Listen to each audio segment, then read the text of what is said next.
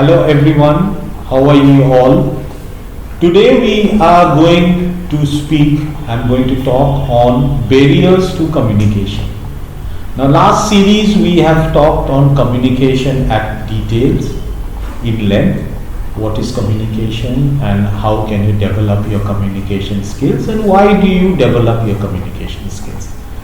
Now there is a misnomer that you have to talk in English if you want to do well in your life, which we say that English is one of the essentials but not the main essentials, and talking in English will not, either it will not let you soar in your career or it will not let you come down in your career if you can't talk in English.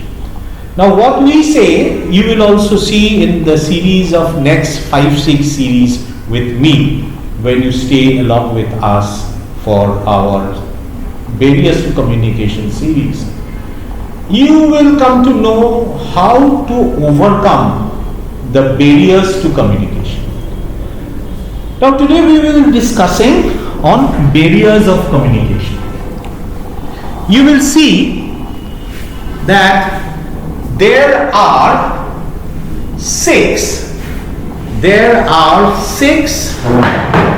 barriers to communication, and this 6 barriers to communication we will be talking in the subsequent series of ours on barriers to communication. Now you will see that communication has got 6 such barriers. It does not mean only you have to talk in English if you want to succeed, or you have to be fluent in English if you have to succeed. Now when we talk of barriers to communications, there are 6. Let's start off with the first 3. The first one is environmental and physical barrier, psychological barrier, and semantic barrier. So first is environmental, physical, psychological, and semantic barriers. Now each one has got subdivisions which I will discuss in length as we move down the session. Now first is noise. Now what is noise?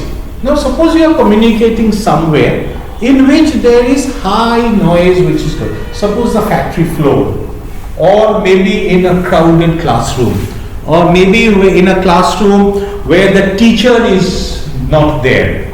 It's an empty classroom without a teacher. So what happens? All of them start shouting.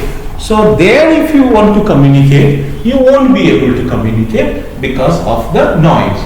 Now the time and distance. The time and distance to barrier is, suppose somebody is in a different time zone, or if you can't reach to them because of the distance.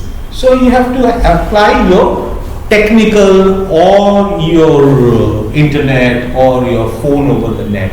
So this is the barrier to time and distance. The third one is defects in the medium. As I was telling you, suppose you don't have a proper internet connection and you want to do an internet call. So what happens? There will be defects in the medium. So it does not mean that you cannot communicate. You can communicate, but the defects in medium is such that you are not able to get to the other, across the line, what you want to tell to the other person. And next is the pitch. Now what is a pitch? Pitch is how much you have to take your voice up or you have to bring your voice down in order to make the other person understand, or give the emphasis on certain words, certain sentences, how we will do it. Now if you are angry with someone and if you don't have a high pitch, what will happen? The other side will take you very softly. They will take you very lightly. They will see, okay, it's one of the other day. But if you are angry and if you raise your voice, immediately on the rise of the voice, the other side will understand that you are angry and you don't appreciate that terms of, or that conversation of yours to the other side. So these are the 3 environmental and physical barriers. The next one is the psychological barriers, which comes into emotions. You might be very sad on certain issues. Now, if you want to communicate yourself during that time, what happens? You are not able to properly communicate.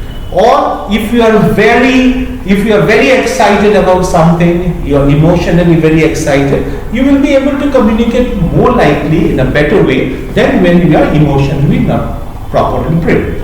Lack of self-confidence. Lack of self-confidence comes from knowledge. Now, if you don't have proper knowledge, which we will see in the next this thing on semantics, on the next topic on semantics when we do, if you don't have proper knowledge, then what happens? You become tongue-tied. I call it the tongue-tied. Somebody may be calling it stammering. Somebody might be calling it nervous. So when you become nervous, your arms becomes wet. So you show that it is nervous. So what happens? You lack that self-confidence. Now once in an interview board, when I shook the hands of someone, it was wet, as if he has washed his hands. So I knew instantaneously that that person is very nervous. He is lacking confidence. So these are the very psychological barriers. These are the 4 psychological barriers in which we get the barriers to communication. The selective perception. No matter how good you are, there will be a perception of yours among some people that you are not good. Okay. Now when you are not good, that perception, no matter how good you are or how good you project yourself, that perception will be coming in hindrance of your putting yourself across to that person. So that is one of the main barriers. You will see some student told me, sir, it was very good exams, but I never get good marks. I said, well, if it's a very good exams, you never would get good marks, what do you actually do? Then that student said, sir, with that teacher I don't gel properly. I said, that's because you have to do and you have to make yourself, that is a perception problem with you and your teacher, or with you or your boss. Somebody does very good work, they don't get recognized, and somebody is mediocre, they get recognized over and above, over and again, over and again, over and again. So what happens? That is for selective perceptions. So you have to lay your perception in such a way that you are accepted. You are accepted so that when you talk, people take you in acceptance of what you deliver. So unless until your perception is clear, or unless until you know what you are saying, or unless until you have a relationship, we have in the next session we will talk of relationship in communications. So the topic, the selective perception is very important. So you have to be very clear on your perception of what you are going to do and how you are going to let the other person perceive you. The next point is topic discomfort. Now suppose you are not good in some of the topics. Suppose you don't agree with certain topics. So you will definitely, there will be a barrier with you when you want to talk. Or somebody asks you a very silly questions, or a question which is too personal. So you cannot communicate to that person the way you want to communicate without losing your temper.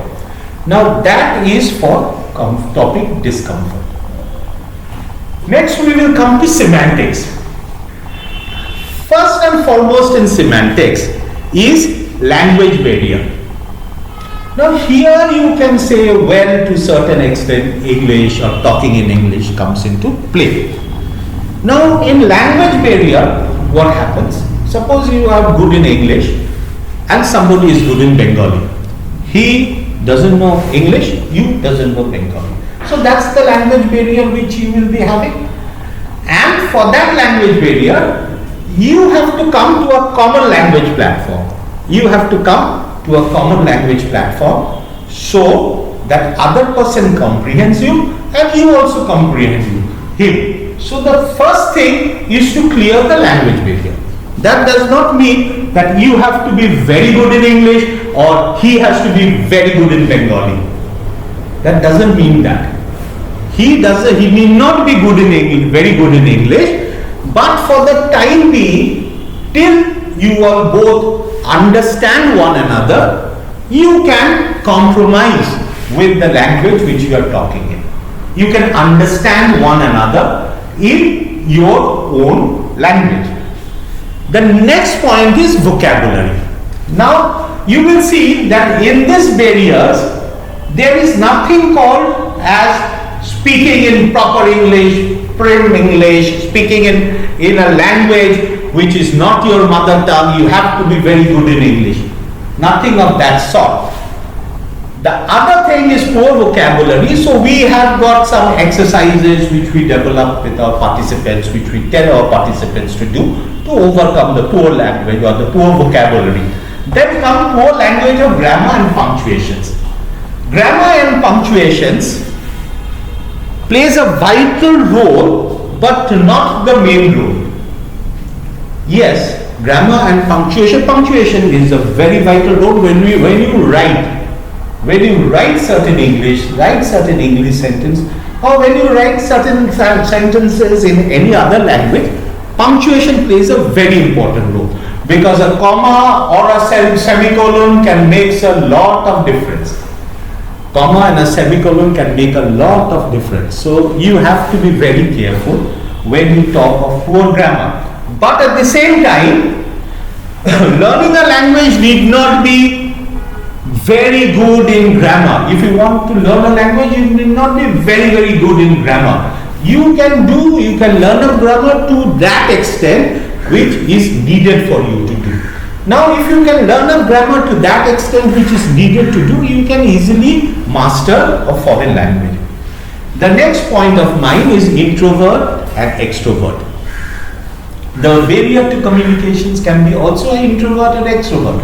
If you are an extrovert, that means you are talking to many people, you like mixing around with people, you like socializing, you like partying, you like to mix around with people, you like to mingle around with new friends, make new friendships, then you are an extrovert.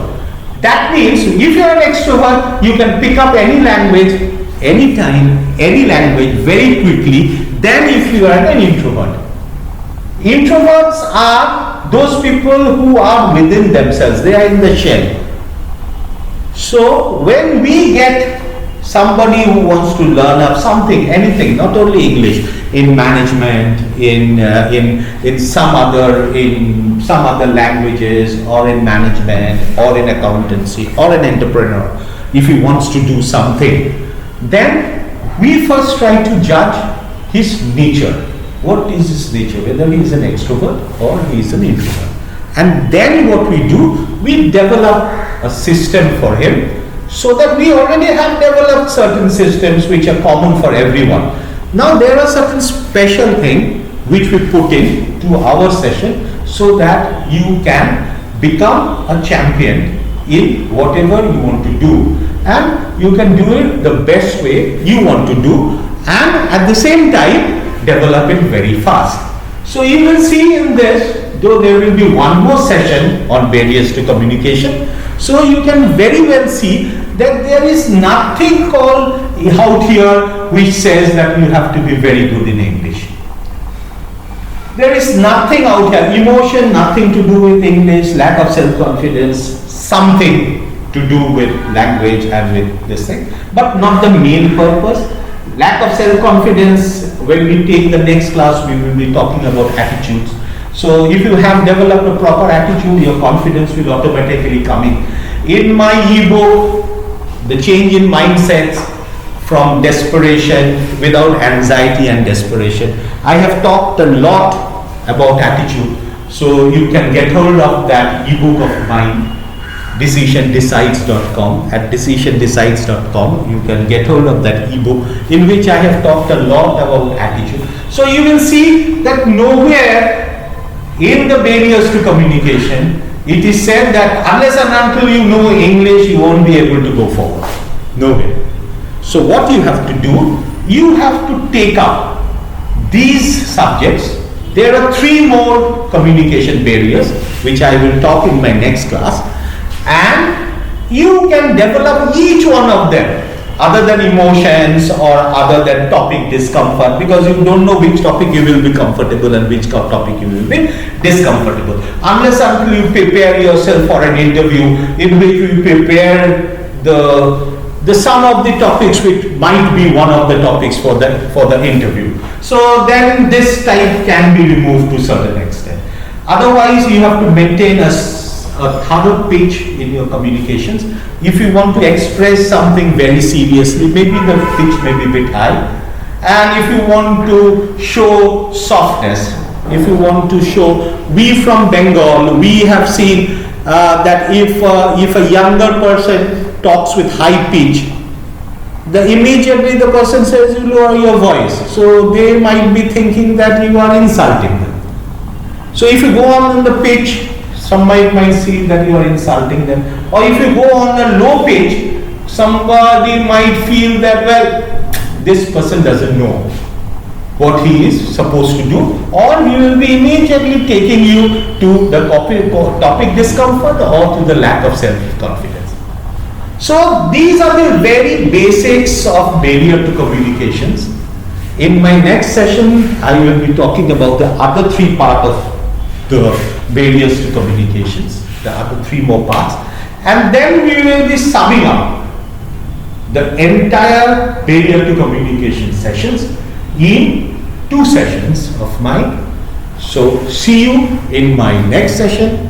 If you have liked me, if you have liked what I have said, you please do subscribe to our channel decisiondecides.com, and we will be more than eager to help you in your journey towards better communication and better self-development.